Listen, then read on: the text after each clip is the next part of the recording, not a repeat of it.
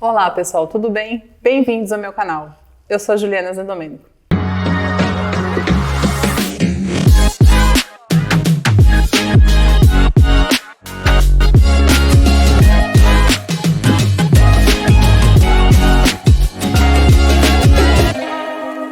Nosso tema de hoje é um tema bastante complexo e pouco falado, que são os pais tóxicos. Como identificar se o seu pai ou sua mãe são pais tóxicos, como se relacionar com eles e como conseguir resolver esse problema para todo mundo viver em harmonia. Eu trouxe aqui o psicólogo Antônio para nos ajudar a esclarecer e a entender esse universo meio paralelo. Obrigada, Antônio, por ter aceito o meu convite. Antônio, o que são os pais tóxicos? Então, nós temos que entender primeiramente o contexto que envolve essa palavra tóxico, né? Porque a gente tem que entender o contexto de paternidade primeiro, para entender o nível que se torna tóxico e o nível que não se torna tóxico dentro da paternidade. A paternidade é os personagens, o pai, a mãe, né, a figura materna, a figura paterna, que estão ali para educar e conduzir uma criança a desenvolver a sua própria personalidade e desenvolver a sua autonomia para lidar com as questões do mundo, né? E aí a pergunta que fica é, quando que isso se torna uma relação tóxica? Quando um pai se torna um pai tóxico? Quando uma mãe se torna uma mãe tóxica, né?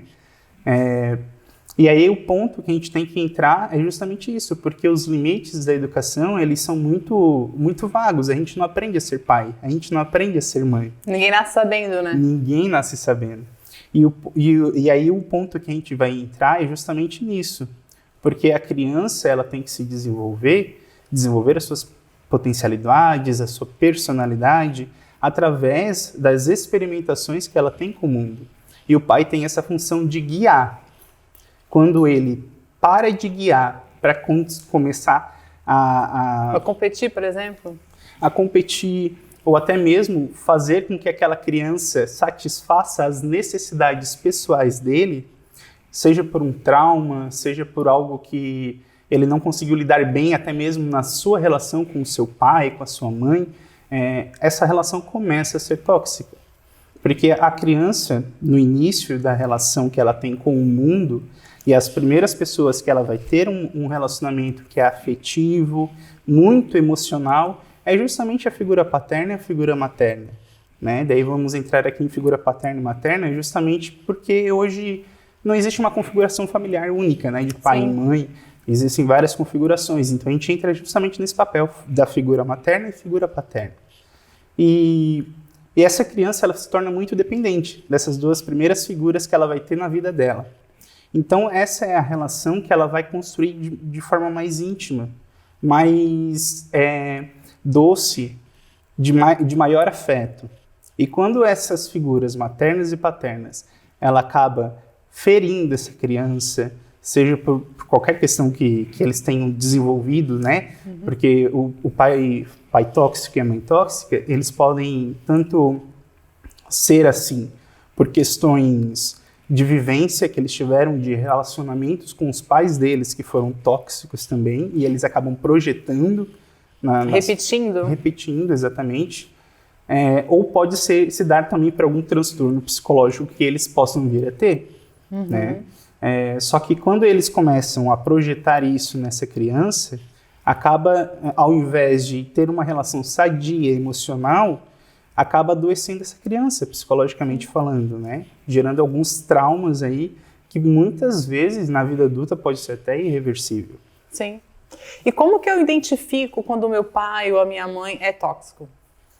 Bom, aí é um limiar muito interessante, porque quando eu sou criança, eu tenho uma dificuldade de identificar isso. Porque não entende, né? Porque tudo é da ordem do afeto. Uhum. Eu sou criança, eu dependo daquelas duas figuras para mim. Então tudo, para mim, é muito pesaroso. Se eu sou uma criança, né, que eu estou dependendo do afeto do meu pai e da minha mãe, e eles dizem que, o que eu fiz não presta. Uhum. Para mim é muito pesaroso. E eu tenho a dificuldade de identificar que talvez isso não presta é algo que não é positivo. Pelo contrário, eu vou tentar conquistar esse sim, esse afeto. E aí a criança fica nessa dinâmica durante muito tempo. Batalhando para conquistar o amor do pai e da mãe, né? Exato. E aí quando a criança ela vai se tornando adolescente, que vai entrando em outros vínculos sociais que não só dentro de casa, aí ela começa a ver que existem outras relações de pais e mães que não são como aquela que ela tem. São diferentes. São diferentes. E aí a criança tem a capacidade de identificar se ela está dentro de uma relação tóxica ou não. Mas ainda assim, ela não entende dessa forma. Né? Ela entende que, opa, por que o pai do meu amiguinho é tão diferente do meu pai? Sim. Por que eles são tão amigos? Exato. Por que ele trata o meu amiguinho tão bem e meu pai não é assim comigo? Né? Exato. Por que o meu amiguinho, quando tira em segundo lugar numa corrida na escola, o pai dele comemora e o meu cobra de mim? Né? Pois é. Às vezes, nos pequenos detalhes, ela vai começando a perceber essa dinâmica que é diferente. Né? A princípio, ela entende como diferente. Depois, mais pra frente, que ela vai entendendo outras realidades de mundo, que daí ela vai começar a entender assim, bom, isso aqui não é legal, isso aqui eu não quero pra mim. Tu acha que é por isso que muitos filhos acabam ficando rebeldes quando entram na adolescência? Já é natural isso, a fase da rebeldia, que é a fase da adolescência, ali, né? Meu filho tá muito rebelde. Exatamente, porque o filho ele começa a ter outras relações sociais que não a que tinha dentro de casa. Né? Mas dentro de uma relação saudável, isso é o que já acontece naturalmente. Né? Numa relação tóxica, é pior ainda. Né? É um nível muito pior. Assim, eu conheço assim, muitas pessoas que casaram cedo para poderem sair de casa. É um exemplo. Para não continuarem convivendo com o pai e com a mãe. Isso é muito clássico, até mesmo nas gerações anteriores, né? Dos nossos pais e tudo mais, que saíam cedo de casa. Os meus pais, por exemplo, meu pai fugiu com a minha mãe de bicicletinha. Acredito! Eles moravam no Sertão dos Correios e eles fugiram de bicicletinha, justamente porque a minha avó tinha uma educação mais rígida, né? Que naquela época era tida como normal também. Para eles tinha que ser assim, né? Tinha que ser assim, exato. E hoje que está se vendo com um outro olhar também essa questão da educação de pais e filhos, né? Até então, pouco tempo atrás, que baniram a palmada, né? Como uma forma de educação viável. E esses detalhes que a gente vai conseguindo, vai conquistando nessa questão da educação, né? Porque assim, quando ele já está adulto, é que aí ele entende, meu pai era tóxico, minha mãe era tóxica. Mas até lá ele já está carregando outros traumas que já prejudicaram a vida dele, né? Desenvolveu já muitos traumas. Esse é o ponto, sabe? Quando eu chego a entender que aquela relação que meu pai tem comigo, que é uma relação tóxica, né? Vamos supor, vamos chegar a níveis extremos de chegar a ter agressões físicas e verbais. Sim. Né? Por conta de uma atitude ínfima qualquer. Eu cheguei tarde com os meus amigos do rolê. Né? E o pai tem uma atitude agressiva de bater, de xingar, de dizer que você não presta, de que você... É isso ou é aquilo? A decepção da família, a ovelha negra da família, e não sei o quê, trazendo esses tipos de ofensas, né? Quando o adolescente ele começa a perceber isso, é muito tarde. Já é tarde. Né? Já é tarde e já gerou muitos traumas, né? E isso implica no desenvolver de muitas mazelas, assim, sabe? Tipo, uma baixa autoestima, por exemplo. Tem muita gente que entra em depressão, né? Sim.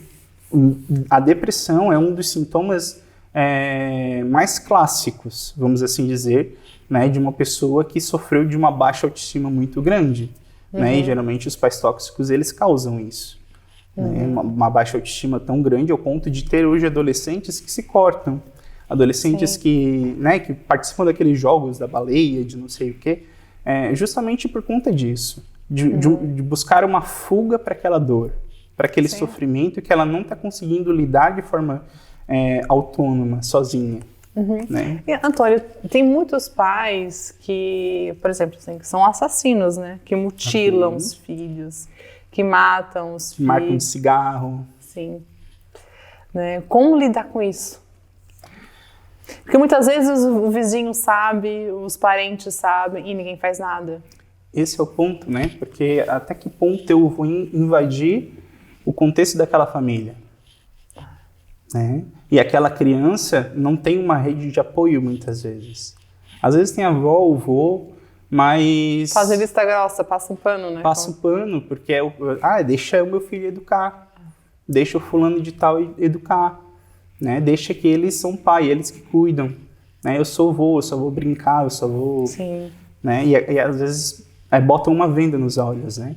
Uhum.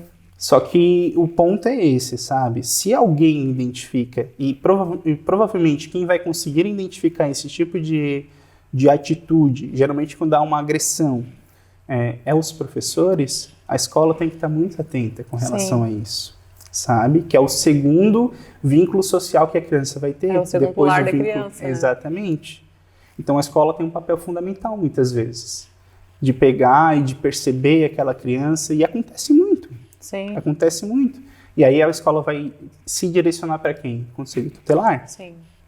Né? Investiga aquela família que a gente está identificando algumas coisas aqui na escola, né? Porque a escola fica ali uma manhã com a criança, uma Sim. tarde com a criança, né? E os pais estão a semana inteira com aquela criança. Sim, a gente está falando muito de criança, mas na fase adulta também, os adultos têm problemas com os pais. Quando os pais são competitivos, eu conheço pais que competem com os filhos, que não admitem que os filhos sejam mais sucedidos, né? Que os filhos adquiram mais coisas, mais bens, tanto material como intelectual. Tem muito pai e muita mãe assim. O que costuma acontecer nesse sentido é justamente pais que possuem alguns transtornos psicológicos, às vezes de traço de personalidade, como um narcisismo, por exemplo. Como que a gente identifica um pai narcisista? Mas quando a gente fala em pai, é o pai ou a mãe. Isso, a figura. É a né? figura. A figura ali do educador daquela criança, do provedor, progenitor, né? Mas o ponto é esse. Quando se trata de algum transtorno, a gente tem que ter um laudo psiquiátrico. Porque muitas vezes a família não tem esse laudo psiquiátrico porque acha que não, o jeito dele é assim. Por exemplo, uma figura que a gente pode ver de personalidade atual que tem narcisismo, por exemplo, é a Carol Conká, que apareceu ali no Big Brother, né? Se você quer identificar alguém narcisista, veja as características que ela estava apresentando, por exemplo. Né? O narcisista, para quem não sabe a origem da palavra narcisismo, vem de Narciso, né? Da história grega do cara que se apaixonou pela sua própria imagem e se afogou no rio. Né? O narcisista, ele é uma figura, uma pessoa que ele tem um ego muito inflado, que ele não consegue enxergar o outro e que o mundo muitas vezes ele gira em torno dele. Ele quer tudo só para ele. Tudo só para ele. E tudo que acontece é em prol dele. Ele tem que ser admirado, ele tem que ser a estrelinha exatamente. da casa. E aí, numa relação de pai tóxico, quando uma pessoa é narcisista, é perigoso justamente por isso. Porque aquela criança tem que suprir as necessidades do pai. O meu filho tem que ser o melhor porque é o meu filho. Entendi. Entende? Ele não pode tirar 9. Se tirou 9, tinha que tirar 10. Se tirou 10, não foi mais que obrigação. Se tirou em segundo lugar... Ele tem que ser sempre o melhor. Exatamente. Ao ponto de que se a pessoa não corresponde a essa necessidade, ele pega e cobra duramente. Eu não esperava menos do que você. Do não que dá um você elogio para a criança. O elogio é assim, não fez mais que sua obrigação. E um pai e uma mãe histriônica? Também é complicado justamente porque precisa se desenvolver um outro diagnóstico para isso. Né? Mas geralmente essas figuras também elas fazem esse tipo de movimento de cobrança. De cobrança. Vive muito em competição, né? Exatamente. E geralmente, quando a criança não consegue fazer, a atitude é de zombaria. Nossa, zomba o próprio filho. Zomba o próprio filho. Caiu, ri da cara. Gente. Sabe? Fazer esse tipo de movimento. E isso também é muito traumatizante para a criança. A gente fala da vida adulta, mas a gente não pode dissociar a vida adulta dessas pessoas que sofreram com pais tóxicos sem entender toda a construção, origem, né? toda a construção, sabe? Então, pessoas que têm pais tóxicos, que tiveram, né, geralmente na vida adulta, se conseguiram identificar, na maioria das vezes elas costumam abandonar essas figuras. Sim, abandona os pais, né? Abandonam os pais. Hoje, assim... Não tem nenhuma relação, cortam totalmente o vínculo, sabe? Hoje, assim, tem muitas casas de repouso que estão cheias de velhinhos. E muita gente fala, ai, tadinho deles, nananã, Tá sozinho, ninguém ninguém cuida. Os filhos abandonaram. Daí faz grupos terapêuticos e vão visitar. Aí depois você vai saber a história. Exatamente. Não foram os Não melhores foi bem pais. assim. Não foi bem assim a história, né? É bem complicado isso. A gente, ao mesmo tempo que a gente se preocupa com esses idosos, mas muitas vezes esses idosos que estão abandonados foram pais tóxicos. Porque a religião fala muito disso, né? Tu tem que honrar o teu pai e tua mãe. Acima de tudo, obedecer eles acima de tudo. Aí aparece lá o Nardoni, que jogou a filha lá do 20º andar. Né? Complicado, né? Onde que entra a religião nisso, né? Acho que não é bem assim, existem pais e pais. Exatamente. A gente não nasce sendo pai. Sim. Né? Não existe um manual de ser pai. E, inclusive, não vou fazer advogado do diabo aqui, mas muitas vezes esses pais tóxicos são pais tóxicos tentando ser bons pais. Eles não se enxergam muitas vezes nesse papel tóxico que eles estão ocupando dentro da relação. Eles acham que estão certos. Exato, porque existe uma lógica psicológica também, que opera muitas vezes nas pessoas que fazem esse movimento tóxico, né, da educação, que fala da seguinte forma: na psicologia existe essa máxima, né, que serás tudo que eu não fui e terás tudo que eu não tive. A gente sempre ouve falar isso, né? Isso, exato. Então, eu fui um pai que fui educado, por exemplo, numa família onde eu não tive oportunidade de estudo, eu tive que trabalhar desde cedo, não completei a 4ª série, né? Vou trazer várias variáveis aqui, né? Então, quando eu tiver o meu filho, numa lógica assim de tentar suprir tudo isso que eu não tive, eu pego e faço assim: então meu filho vai ter a melhor faculdade. E aí nisso eu entro numa lógica de cobrança excessiva da criança desde que nasceu, de ter as melhores notas, de conseguir passar no vestibular, de não sei o quê. Fica fazendo pressão, né? Faz esses tipos de pressão na tentativa de trazer talvez algo que eu não pude ter, mas que o meu filho possa concretizar. Sim. Né? E acaba entrando nessa dinâmica. Às vezes o pai está tentando acertar, só que acaba errando feio. Acaba errando feio, né? Sabe? Mas esses ainda são casos, eu diria que mais leves, que são possíveis da pessoa ter uma autoconsciência e de perceber que talvez esteja operando nesse movimento. Sim. Né? Existem pais que não, infelizmente. Assim, e esses pais que quando se separam, abandonam os filhos, mas assumem o filho de outra pessoa. Né? Esses Isso pais... acontece muito, né? Acontece. Esses pais, geralmente... O que acontece quando eles abandonam o filho de um antigo relacionamento, né, de um relacionamento anterior, e assumem o filho do outro relacionamento? Geralmente, existe uma coisa dentro da psicologia que se chama projeção. E às vezes o pai projeta todas as infelicidades do casamento naquela criança. Que não tem culpa de que nada. não tem culpa de nada, sabe? Mas eu tive um relacionamento horrível com a minha esposa, eu tive lembranças hiper negativas com aquela mulher, e aí, quando eu saio do casamento, eu não assumo mais aquele filho, porque quando eu vejo aquele filho, eu projeto todas essas coisas ruins. E aí eu não consigo nem assumir como um filho meu, sabe? Não estou dizendo isso para justificar essa atitude, mas só para que a gente entenda como opera. Né? Isso, porque a criança não tem culpa nenhuma. Tem culpa nenhuma. Não tem culpa nenhuma. Mas é possível o pai se enxergar como tóxico? Falar assim, epa, eu fiz errado, vou procurar ajuda?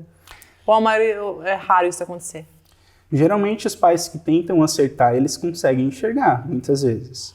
Sabe? É uma atitude que eles tiveram que não foi tão legal. Quando é pai que está tentando acertar com o filho, tentando acertar na educação, tentando ser bom pai, ele acaba identificando muitas vezes as suas próprias atitudes, porque existe essa lógica de a gente se cobrar, a gente se perceber, né? Só que quando os pais não têm essa preocupação, é mais difícil. Mais difícil. Aí, né? geralmente, como é identificado isso?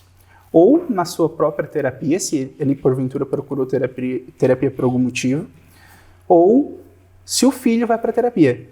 Aí o psicólogo, ao brincar com a criança no lúdico dentro do consultório, acaba identificando, muitas vezes, resquícios dos relacionamentos com o pai. Daí o psicólogo chama para conversar, chama atenção, diz o que está percebendo, porque a criança no lúdico, ela entrega solta. muita coisa, sabe? Você brincar de casinha com uma criança ali, ela vai projetar como é que é a vida dela dentro de casa. Ela Então, te conta tudo exatamente. Ali. Ela vai pegar o bonequinho e vai agir como se fosse o pai, porque é a referência de figura de pai que ela tem. Né? Então a gente já vai saber, o pai dela age daquela forma, a mãe dela age daquela forma. Daí se a gente identifica que há algo tóxico ali, a gente vai intervir. Sim, e já na vida adulta, tem muitos pais que se intrometem muito no casamento dos filhos, né? Tem. Isso aí é uma outra questão, né? Isso é muito comum também. Quantos relacionamentos acabam porque ou o sogro ou a sogra se meter... demais, né? Dá pitaco, muitas vezes, né? Por que eles fazem isso? Então, isso vai mais de uma falta de limites, que muitas vezes o filho, ou a nora, o genro, né, tem que cortar. Tem que definir, esta é a minha relação. A partir daqui vocês não intervêm. Quando for na tua relação com teu filho, aí você conversa. Mas no que diz respeito ao meu relacionamento com o seu filho, com a sua filha, é nós dois, entre quatro paredes. Sim. Sabe? Quer dizer, acontece muito também de o pai ou a mãe fazer chantagem. Ou fica comigo ou fica com ele. Acontece muito isso. Geralmente na época do relacionamento ainda, namoro, essas coisas, né? Depois de estar casado é mais difícil um pai fazer isso, né? Fica com aquela chantagem emocional, né? Por que eles fazem isso? Muitas vezes com medo da perca do filho.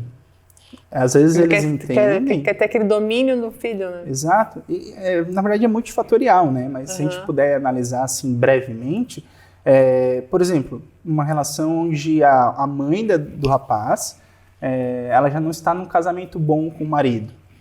Aí ela fica com medo de que se o filho sair de casa, esse relacionamento se acabe, ela fique sozinha, não sei o quê.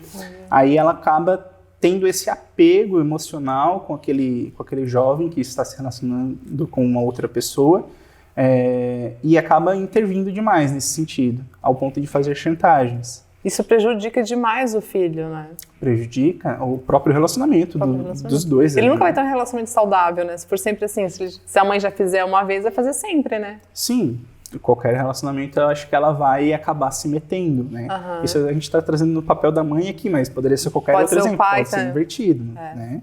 Existem pais que não deixam as filhas saírem. Sim. Com 15 anos, não pode sair, não pode se relacionar, não pode nada, né? É muito comum isso acontecer. Que também é um movimento nesse sentido, né? Uma super proteção, ou de entender que talvez aquela nora, aquele genro, não vai suprir o que a filha merece, vamos assim dizer, né? Porque os pais, muitas vezes, nesse movimento de superproteção, eles entendem dessa forma. Meu filho, ele merece muito mais do que isso que você oferece. Sim. Né? Tá fazendo o feijão, não faz da mesma forma que a sogra. Né? Tem sempre aquela, mas eu boto cebolinha, mas eu boto isso, mas eu boto aquilo, não tá igual, não sei o quê. Eu sei que não tá igual, mas é o meu feijão, deixa eu fazer. Do meu jeito, né? Do meu jeito. Na sua casa tu manda tudo, na minha quem manda sou eu, né? Sim, Antônio, e os pais que manipulam muito os filhos para conseguirem o que eles querem para eles? Esse é um ponto muito importante, porque dentro dessa dinâmica da relação tóxica que o pai desenvolve, há muito desse movimento de chantagem. Justamente porque a criança ela tem um vínculo emocional muito grande. Sim. Então, se o pai costuma trazer esses movimentos assim de se você não fizer isso é porque você não ama o papai. Sim. Se você não fizer isso é porque você não ama a mamãe, né? E aí a criança, ela se sente muito pesarosa e ela acaba fazendo tudo porque ela tem que mostrar que ama. Tem que mostrar que ama. Exato. E aí a criança se torna refém de um movimento que faz ela se tornar uma pessoa totalmente dependente afetiva. Isso na vida adulta é muito complicado, porque ela fica a todo momento querendo provar amor, né? Seja para o parceiro, depois que vai se relacionar, com amizades, sabe? Justamente porque ela entende, a criança vai internalizando esse movimento e entendendo que eu tenho que demonstrar amor. E para mim demonstrar amor, eu tenho que abrir mão muitas vezes de mim para fazer aquilo que aquela pessoa quer. É o que a gente vê hoje em dia muito em relacionamento, né? Tem muitas pessoas que abrem mão de tudo para investir no relacionamento, mas na verdade que elas, desde pequenininhas, elas faziam isso com os pais, né? Sim, a gente poderia até relacionar esses casos que estão ocorrendo com muita frequência de feminicídio. Sim. De pessoas que não suportam um término de relacionamento porque ela se dedicou tanto àquele relacionamento que aquela pessoa não tem direito de ficar com outra pessoa, Sim. que não eu. Sim. Daí acaba cometendo esses atos de feminicídio, né? Seguido da própria morte, muitas vezes, né? Sim. Mata e depois tenta se matar. Acontece muito isso, né? Acontece muito. E é complicado.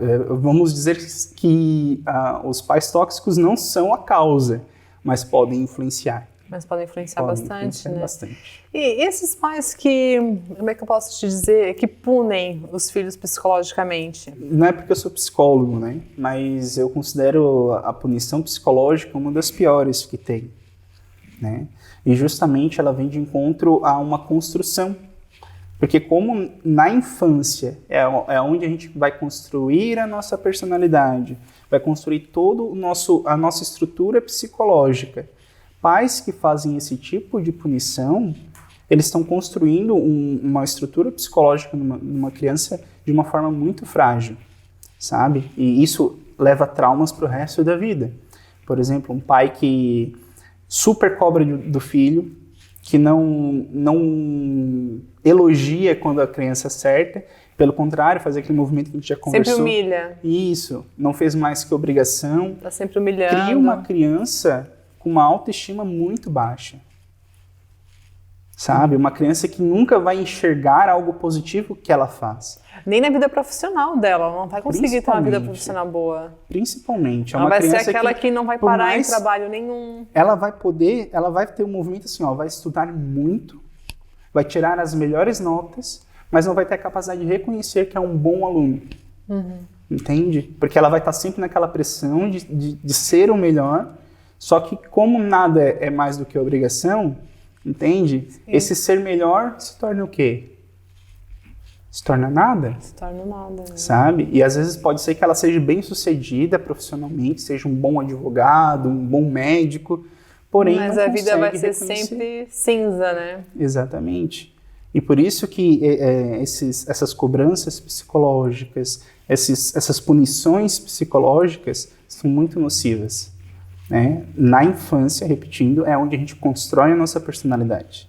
Sim, mas acontece que muitas vezes a criança ela não vai saber identificar. A gente só identifica quando a gente já é adulto. Exatamente. E vai como que identificar na terapia e depois de anos de terapia. Que vai entender que aquele movimento que o pai fez, que fez com que ela vivesse daquela forma. E aí que começa o processo de cura. Isso, de certa forma, é positivo lá na frente, só porque não precisaria ter passado por tudo isso, né? Mas infelizmente, né? Infelizmente. Hoje é muito comum isso acontecer. Mas é uma dinâmica que vai perpassar toda a sociedade de forma geral, sabe? Uhum. Porque é difícil a gente entender esses limites. Sim, até porque a pessoa ela começa a se auto-sabotar, né? Até na vida adulta mesmo, né? Sim.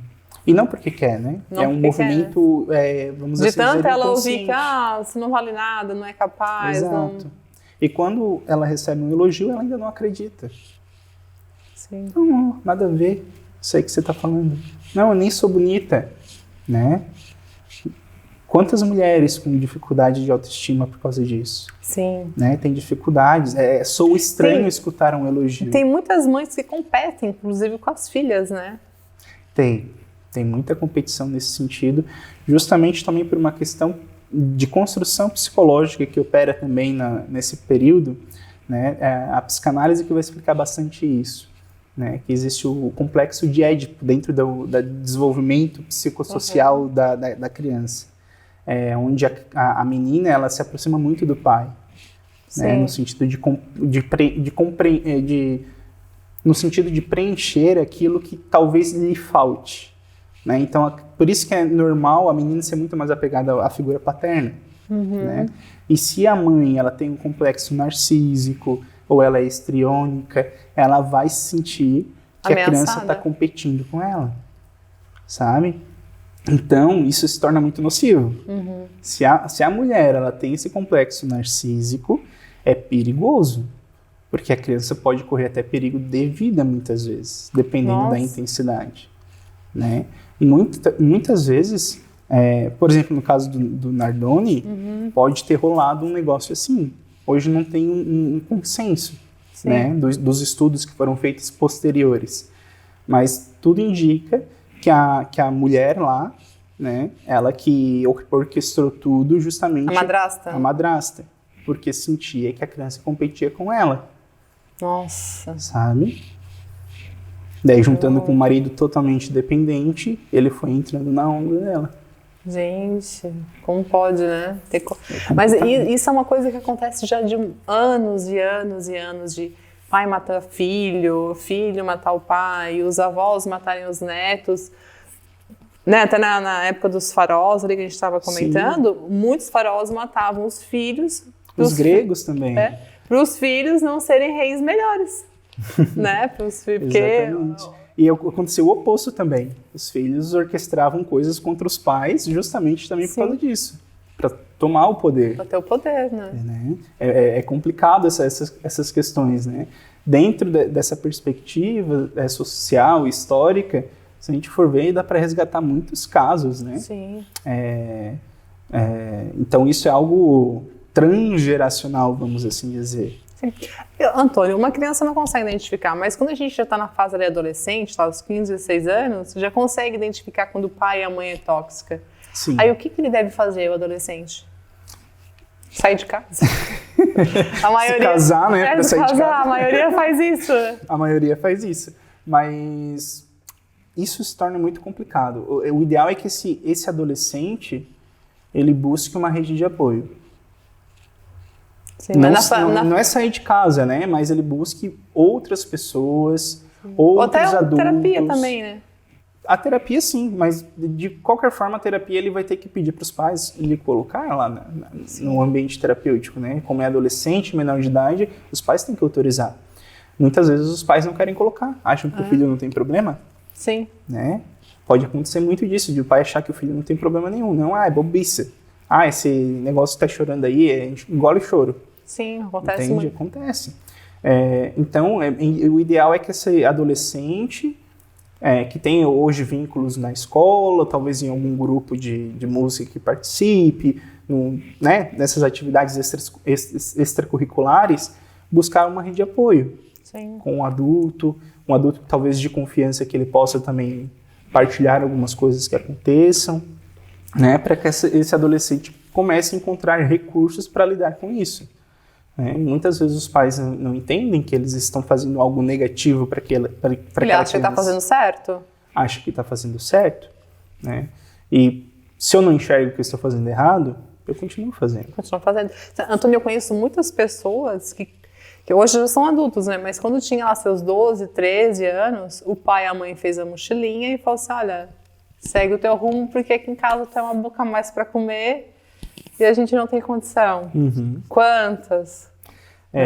O que o adolescente deve fazer? Hoje eu não sei como é que está acontecendo isso, né? Mas nessa época aí, existem alguns contextos que a gente deve levar em consideração, claro. Primeiro é as condições sociais que viviam na época, né?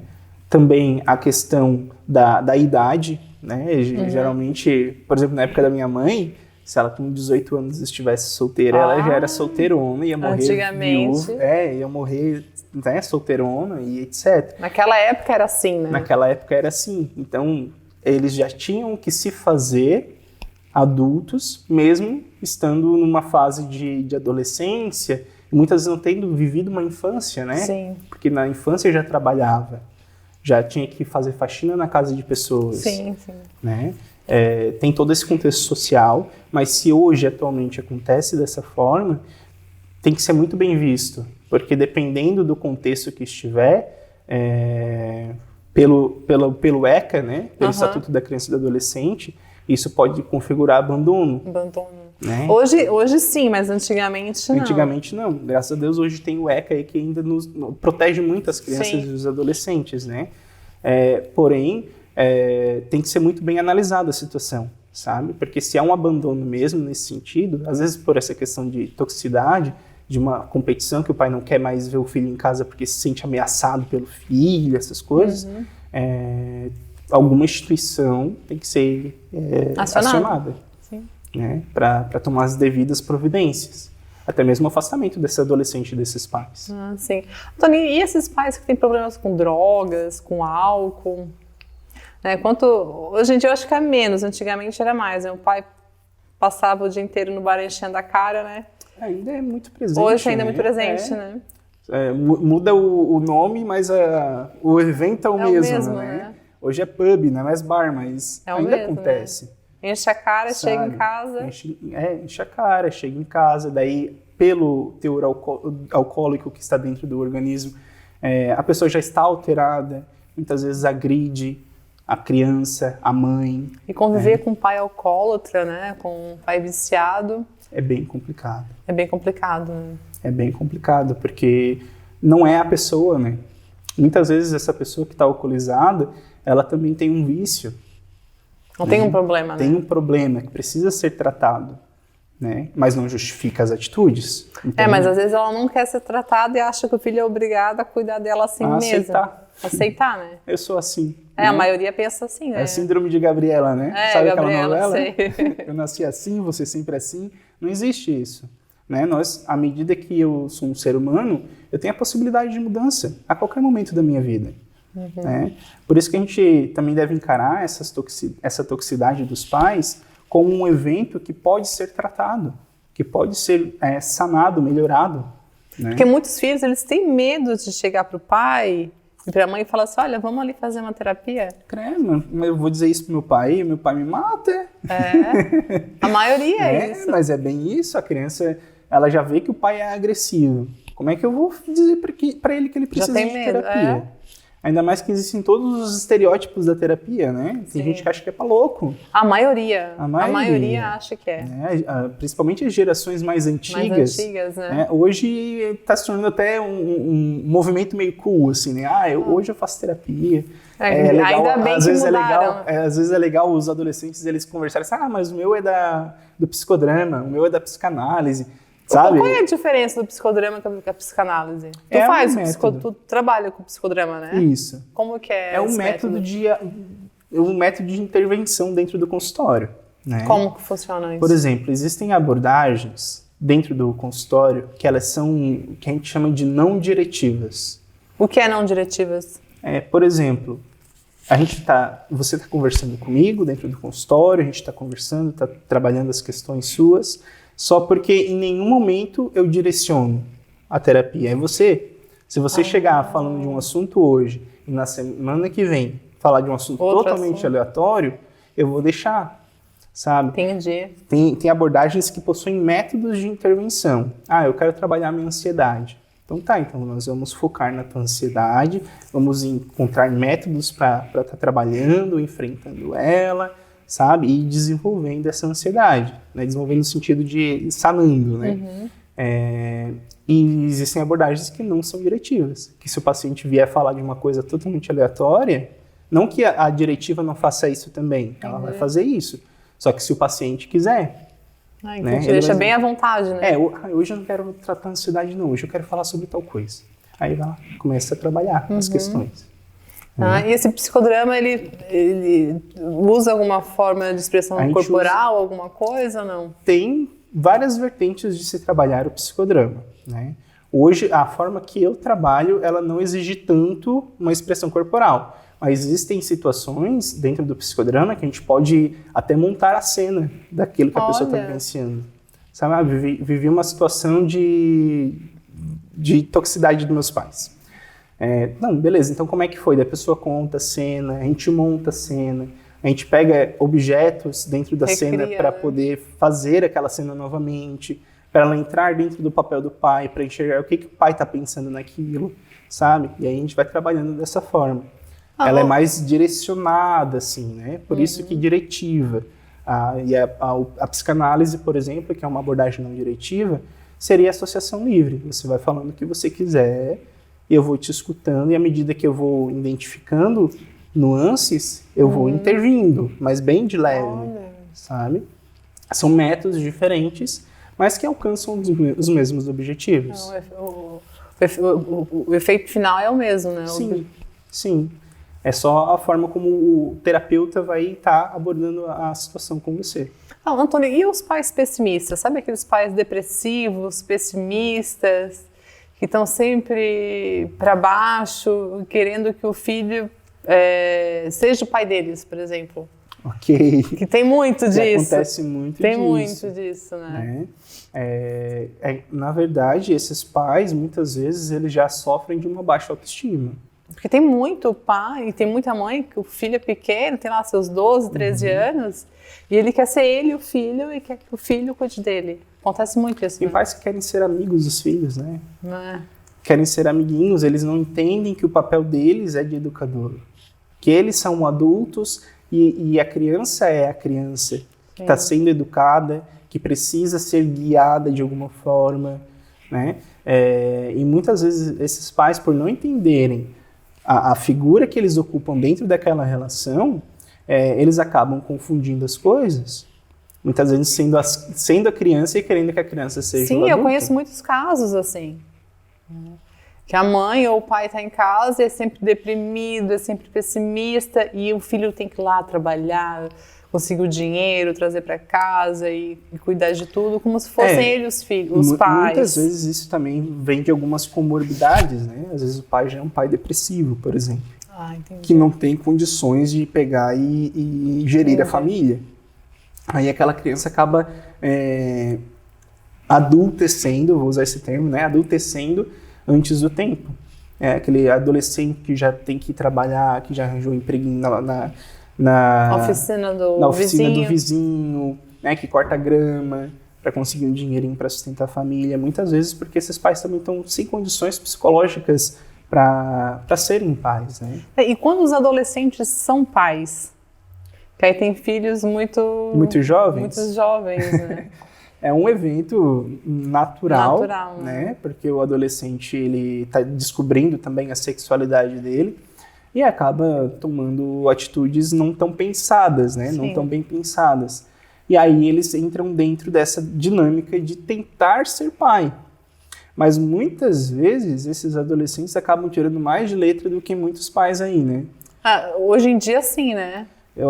A informação ela está tão a todo momento, né, aos nossos ouvidos, qualquer coisa eu procuro um tutorial na internet, no YouTube, que os adolescentes eles têm tirado mais de letra nesse sentido.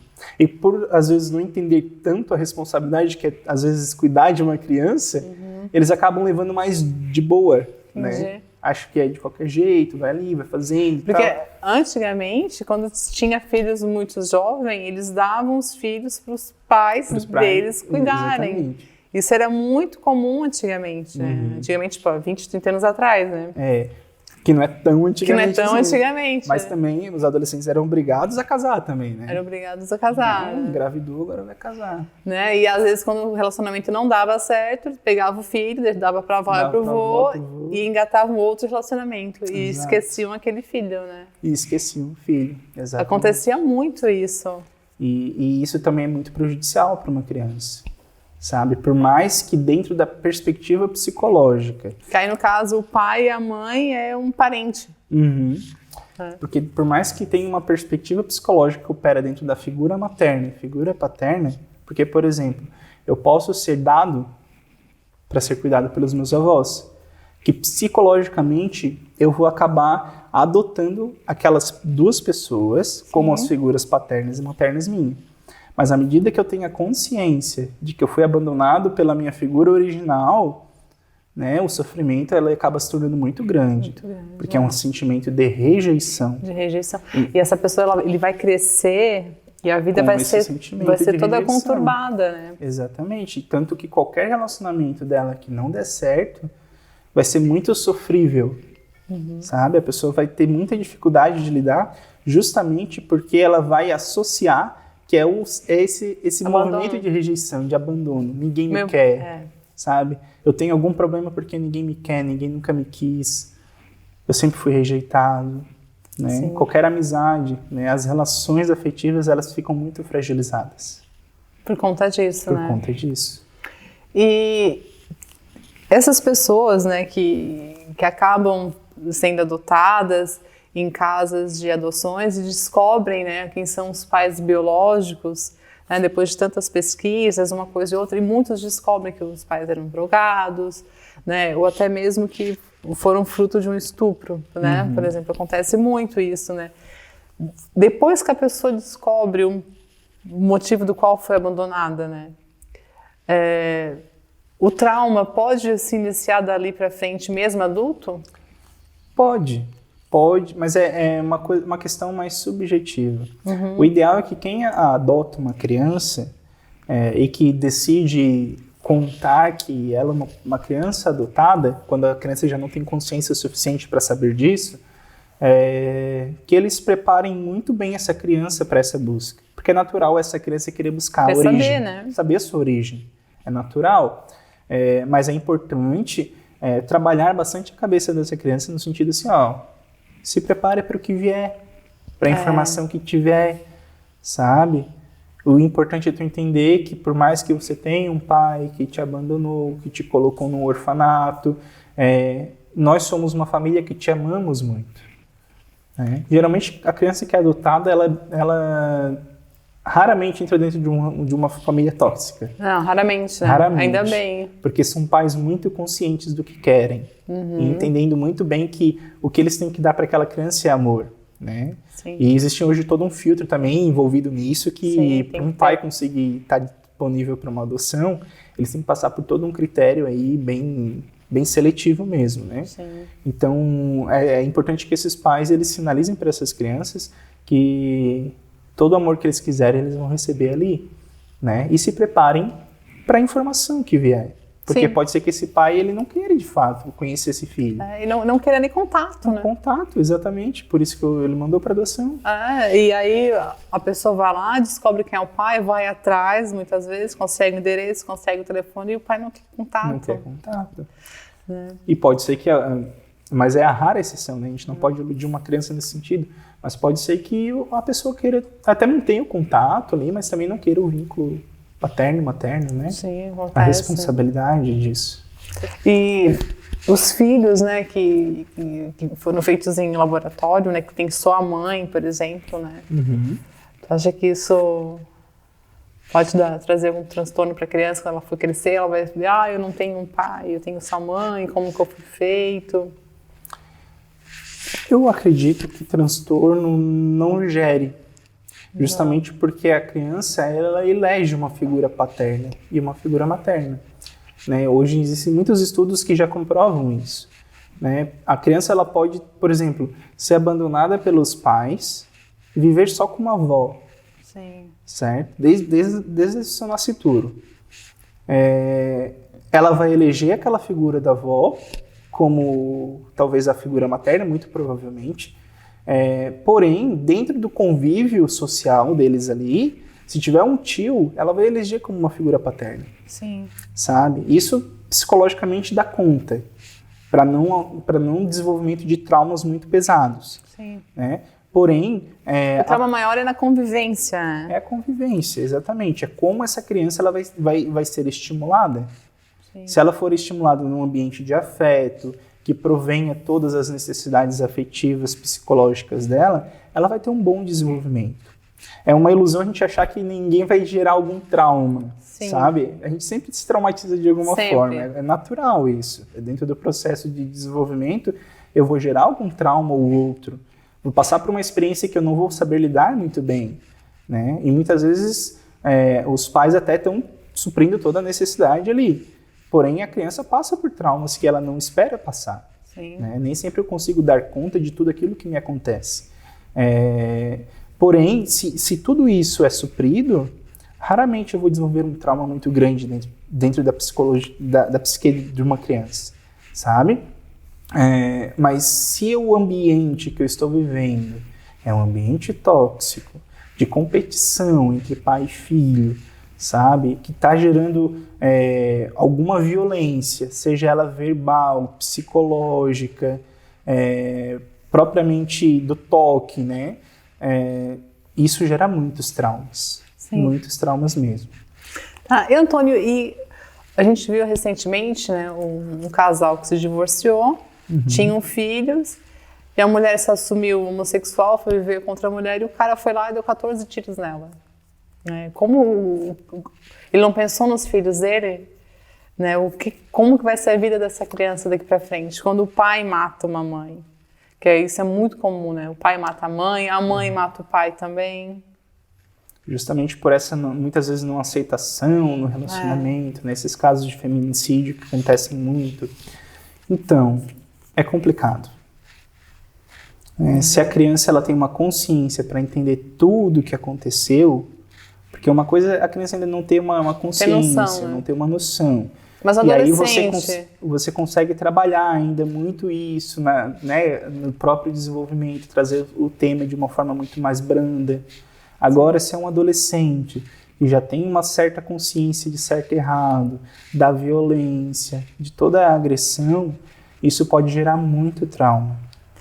Muitos problemas, a pessoa ele vai crescer cheio de problemas, a vida não vai ser fácil, né?